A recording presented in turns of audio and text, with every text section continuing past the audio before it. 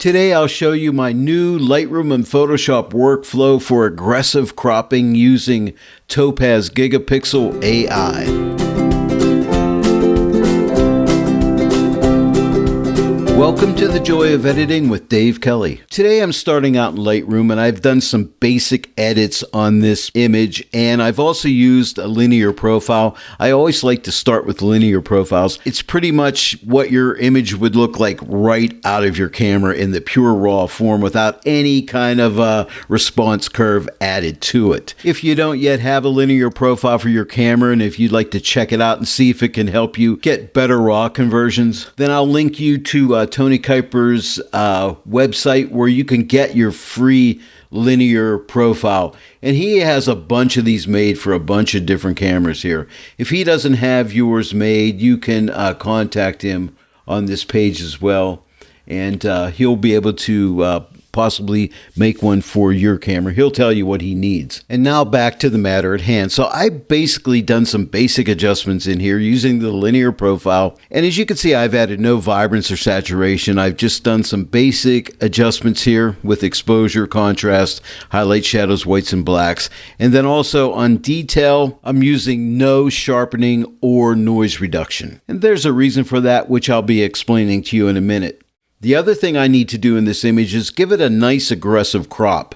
And then I'll be using Gigapixel AI to upsize it because I don't like the actual composition on this image. I have too much space here on the left, and this image is all about this bee. So I want to do a real aggressive crop on this bee and then take advantage of the great upsizing capabilities of Gigapixel AI. Now, I don't know if you know this or not, but in the past, when you're using Gigapixel AI as a Photoshop plugin, you were not able to use the crop tool inside of Gigapixel AI, but now you can, and I'm going to show that to you today. So basically, this is a Gigapixel AI cropping workflow tutorial. At this point, I'm ready to send this into Photoshop. So let me go ahead and right click on the image, edit in, and we're going to go edit in Photoshop. And here we are in Photoshop. But now let me give you an explanation of why I don't send my images into Topaz Denoise AI as a raw file first. And here's my reason. I will not be able to use my matching camera profiles or my camera's linear profile. Now, to me, that camera linear profile is so important for me to get a really good starting point for all of my raw conversions. And that holds true for me. It may not hold true for you. I have a Canon 40D and a Canon 5D Mark II. If I send my image into Denoise as a raw file, it comes back without the ability to use the matching camera profile or the linear profile. Now, Topaz are constantly updating these pieces of software, usually on a monthly basis, and eventually that probably won't be an issue for me. But in all reality, it makes no difference to me one way or the other. I get about the same result whether I would send it in as a raw file or not.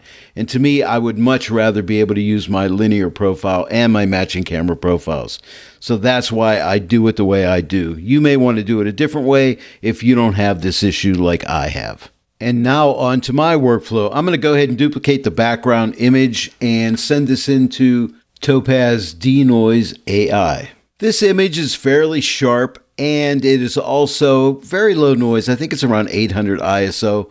I have the auto settings on, and the AI model I'm picking automatically as well. It's telling me standard is going to do the job. Now let me go ahead and zoom into about, let's go into 400%, and you can see it's doing a really good job. Here's before, and here's the after. And I'm going to accept that right the way it is. I'm going to be good to go. And if you want to pick a different model, you can just come here and click on this little list here, and it'll show you the different models. And you'll see raw is unavailable, but standard is the one I'm using.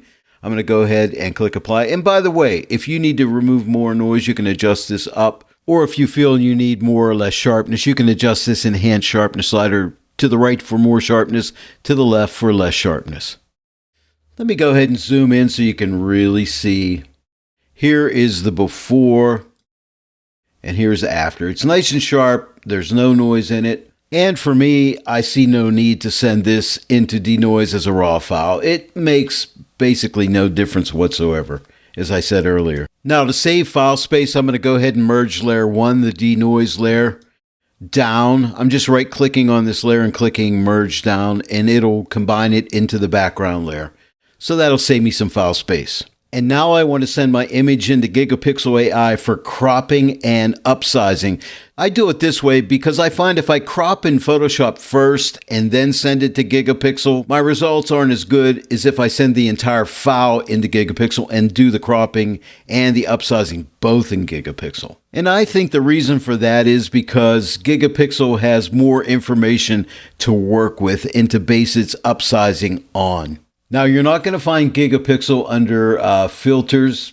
It won't be living there. Where you will find it is under File and Automate, and you'll find Gigapixel AI right there. So click on that, and that will launch Gigapixel for you. Now we're in Gigapixel, and right now we're zoomed into 100%. And you can change this zoom ratio to different ones if you want to. I'm not going to do that because I'm going to go and click on this crop tool. In previous versions, this crop tool was grayed out when you launch Gigapixel as a plugin from Photoshop. And that's why I used to start this process from Lightroom. You know, I would send a full-size image from Lightroom into Gigapixel and do my cropping and upsizing. But now this is a time saver because I can do this all from Photoshop, which is really cool. And that's why I'm showing this to you today. So click on crop. When you do, you're going to see your full image here. Now all we have to do is crop our image. Now we could come up here where it says aspect ratio. Right now it's on free. I want to use the original aspect ratio, so I'm going to click on original. And then I'm going to go ahead and drag this lower left-hand corner in and try to find a crop that I would like. I'm going to be pretty aggressive on my crop here. I'm going to pull this in a good bit. Maybe something around here. I think that's going to be pretty good. I might have to do some cloning in Photoshop at some point, but for now I think that's good. I don't like this here, but again, cloning or healing will fix that. And I have the B right on this quadrant right here in the rule of thirds, and I think it's going to be pretty good right about there. Okay, so if I'm satisfied with that crop, no, I don't, because I don't like the space down here. I'm not satisfied. I am not satisfied yet. Now I am. I want a little bit of space down here. In fact, I may want to keep the same amount of space that's here that is here. And that looks pretty close to me. So I'm going to say right about there. I'm going to say that is my crop and click crop. And now there's my crop. And now it's going to upsize itself to whatever ratio I have here. I'm on scale and I'm going up 2 times. Now my original image was 3888 by 2592. And it'll be upsized to 5230 by 3487, which is larger than the original image. So that's a good deal. I don't want to go overboard here, but I think that's going to be great. By the way, this number 2615 by 1743 is the size of the image after it has been cropped. All right, now we have to find an AI model. Before I pick the model, I'm going to zoom in. I'm going to zoom into, let's see, let's zoom into 200%. And take a look here and see what we got, because we're really zoomed in now. Now, if I left click and hold with my mouse, here's the before and here's the after.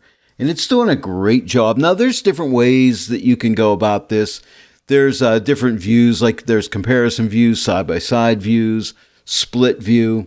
I think today I'm going to use split view. I generally use either side-by-side or split, and I just try the different models. Now, this is standard. Let's put this in the auto setting. This is the auto setting, okay? So it's going to determine the suppress noise and remove blur. Now, I've already noise reduced this, to be honest with you. So I think what I'm going to do is take my suppress noise off. I don't really need it, and I don't really think I need to sharpen it. So I'm going to take that off too. I just have to find a model now, because remember, I already noise reduced it and sharpened it.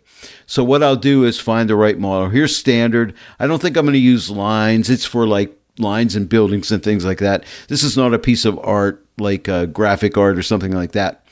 It's not super low resolution. We could try that and see what it looks like. Give it a second to update here. Okay, it's okay. It looks a little over processed to me. You know, like the sharpness here and so on. I don't like the way that looks. And here's very compressed. It's definitely not very compressed. I'm just clicking these so you can see the difference. See, that's overdone. Standard is all it really needs. Now, again, you can use the comparison view where you see 4 models at once, but I think this one's going to be fine for me. I might just give it a little bit of extra remove blur just a tiny wee bit, like that. I think that's good. Again, here's the split view. So there's the before on the left. And when I drag this over, you can see the result there.